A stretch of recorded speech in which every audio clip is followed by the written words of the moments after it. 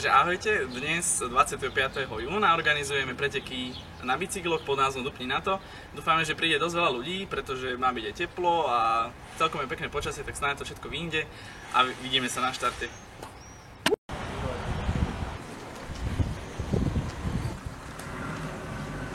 Mirka, úvod poprvé.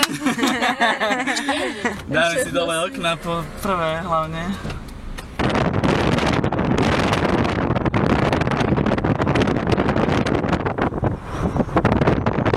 Štáte.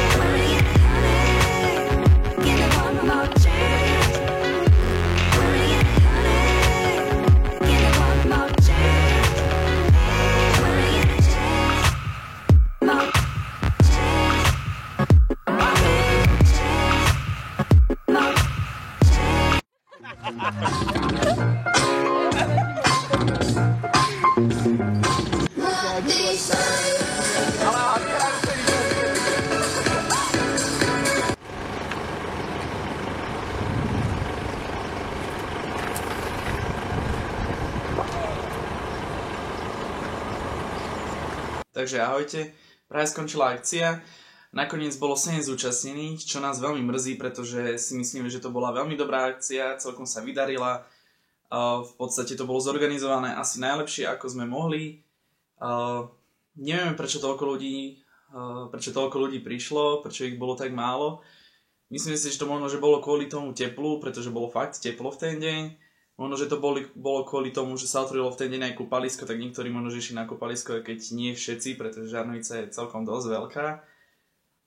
Myslím si, že bicykle sú dosť populárne, takže sme dúfali vo väčšiu účasť. Možno, že to bolo tým, že ľudia nevedeli v úvodzovkách, pretože s touto vetou sa stretávame dosť často. Propagácia bola fakt silná, bolo to všade, kde sa dalo. Myslíme si, že každý o tom vedel, bolo to či už na Facebooku, v miestnej televízii, v rozhlase, na stránke mesta, plagáty boli všade, kde sa dali dať.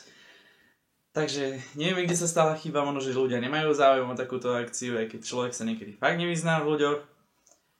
Takže akcia celkovo dopadla veľmi dobre, až na to, že sa dvaja najmladší zrazili v cieli, čo nás mrzí.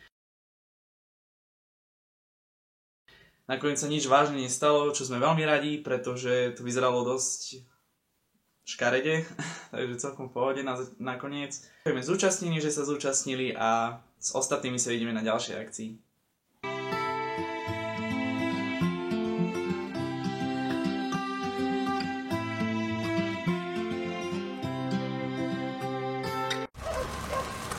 Čo máte, môžem sa odvieť?